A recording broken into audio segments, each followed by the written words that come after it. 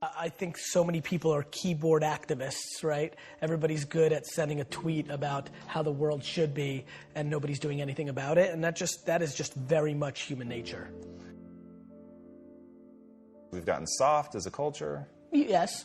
You know, I mean, of course we've gotten soft as a culture in the US because the US has had an incredible 200-year run, right? Like, this is just what happens. You know, so as a culture, you know, I can't speak for, you know, people that live in the Amazon River, and I can't speak for, you know, people that still live in Belarus, but the American culture is soft, and that's a great thing. That means there's been enormous amounts of prosperity, but let's not be naive. I mean, people literally complain when somebody gives them the wrong amount of like extra cream in a Starbucks $6 coffee.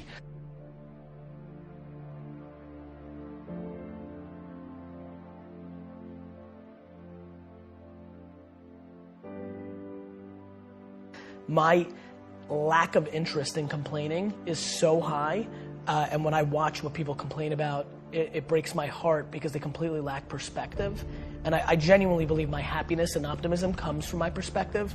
Even in political unrest times like right now, a lot of people are very bent out of shape, but the reality is that it's just never been better to be a human being. That's just the truth. That's just data. That's reality. And yeah, I mean, it's just a very fun time to be alive.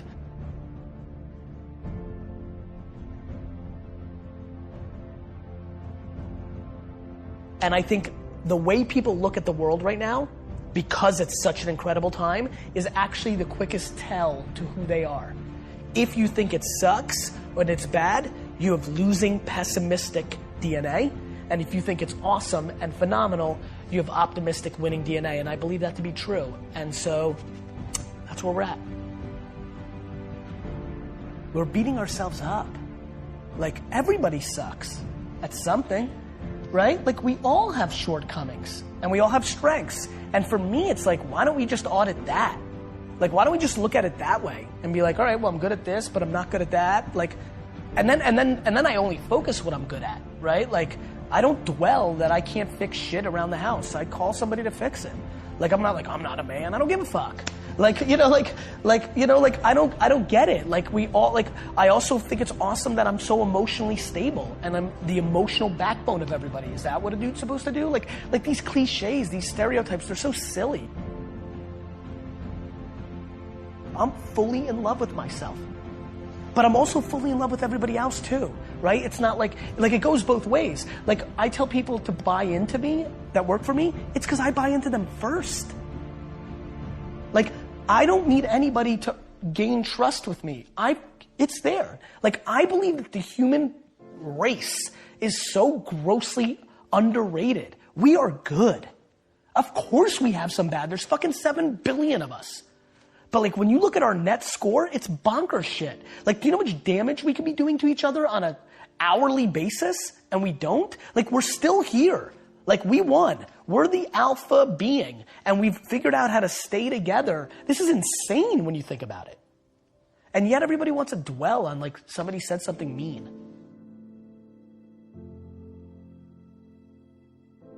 If you want to be an anomaly, you have to act like one. Like, people want all these special things to happen, but then they're acting like everybody else.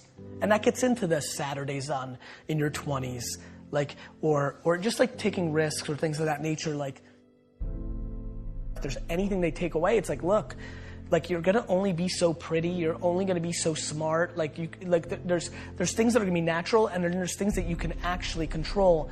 I do believe, and I don't know if I'm right or wrong, I don't, but I do believe that work ethic is a taught behavior. It's something you do have more control over. And you know what really sealed the deal for me? Getting healthier. I was 38 years old and it didn't come natural to me. Like, it didn't come natural to me at all. I hate the gym. I hate it now. I hate it. I don't like it. I don't want to do it. But I knew it was important. And somewhere around midway through being 38 years old, I got serious. I figured out my system. I made the financial commitment and I've won, right? And I'll never lose again because the system was I needed to be accountable to another human being. So it was about Mike and now Jordan and whoever else is my trainer. I'm doing it almost weirdly more to not let them down.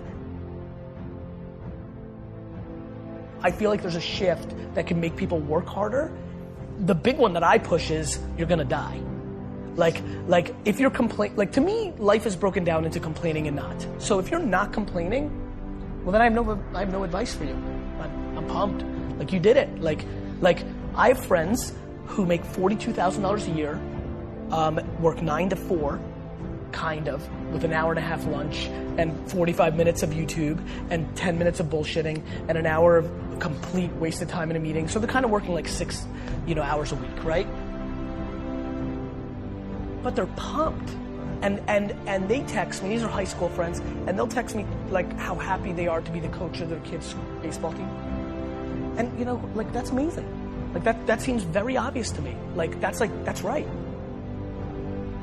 You know what's super weird? I'm actually weirdly envious. It sounds cool, in theory, right? Grass is always greener, right? Far less pressure, like all that time with my kids, oof, that would be cool. There's just all these things that I can justify. So to me, but I have friends who have $100 million in the bank because of Facebook's IPO, who complain, who are still hungry, who want to do even more, who will complain to me because they know I work a lot about no work-life balance and they don't get to spend enough time with their family. And I'm like, you have $100 million. You could stay home. You're in control. Don't complain about it. You've made that choice. Don't bullshit me. You want to spend more time with your family? Spend more time with your family.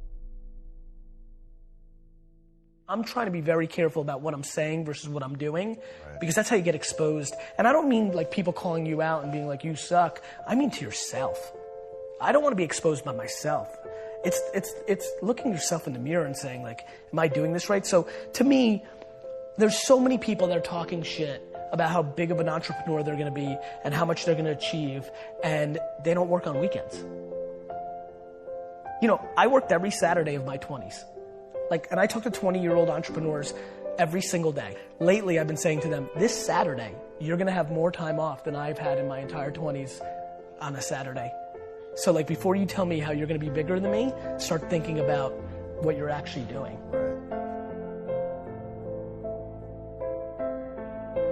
I'm careful to not give advice that I know is uniquely something that I was gifted with. How do I tell you that, here's how it actually works? And it almost started happening, it didn't happen. I actually get goosebumps. Real heavy goosebumps when I hear something that I know feels right. What's the advice there? Hey, Johnny, start getting goosebumps. There's certain things that I can't talk about because I know they're not practical. They're intuitive to me.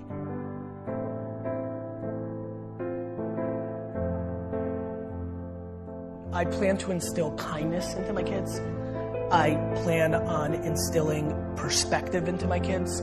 I plan in instilling just being a good human being. I plan on making sure they don't use their parents' wealth and micro fame and leverage to impose on any other person. I'm petrified of that. If my kids try to punk their friends on my shit, I'm gonna beat the fuck out of them. That's just loser DNA. You didn't do that. Right? I'm not obsessed with tactics. I'm obsessed with religion. So I have a lot of wealthy friends at this point who think it's smart for them to sit first class, but the kids in coach. It's a tactic. They send their kids to Africa to build a school for a week. It's a tactic. It's like my friends that love the environment. The number 2 sector in the world that is hurting the environment is the fashion industry. When you run the math of what's doing bad to the earth, it's the number 2 industry behind gas. I don't even want to say it because I'm not sure if it's gas and oil. The number 2 industry, this I know for a fact, is the fashion industry. So all my fancy friends who love the environment, are they willing to give up their fucking Louis bags? Let's see, right? So I think people talk shit. So you let them sit coach and you went first class, but you went to, Hawaii and ate at all the best places. You can't pick and choose. To me, it's binary. So I don't want to be a hypocrite. So my big thing is look, you need to be kind. Mean is just non-negotiable in our family, right? And then you just need to not be full of shit. If you want to look at daddy's mountain and you want to say what I did to my dad's, and that was a big mountain for an immigrant, like, wow, dad did it, right? If you want to say, I'm going to climb that and I'm going to climb bigger, awesome. Like, I'm pumped. I'm weirdly not cheering for you because I'm just a weirdly competitive dude. This is actually something I'm not proud of. I'm comfortable saying this, and I believe this is a flaw, but I don't want my kids to beat me. I don't. Like, I hate saying it. I know this is where I get in trouble. People will take one little clip from one video interview and they're like, you're bad. It's just my truth. I don't want to bullshit you guys. Like, I'm that competitive.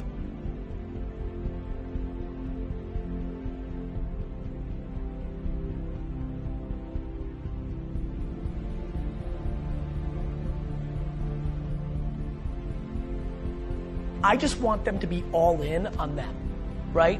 Like, I don't need them to be an entrepreneur. I don't need them to make me proud. They don't need to go to Harvard. They don't need to do shit. They need to be themselves, all in, and they need to be kind, and I'm good.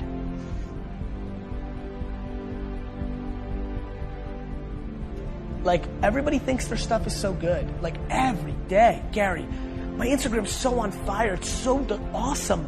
Why is nobody, like, why am I not gaining followers? Because it's not awesome. We all think our stuff is the best, and like, I get that, but yeah, that would be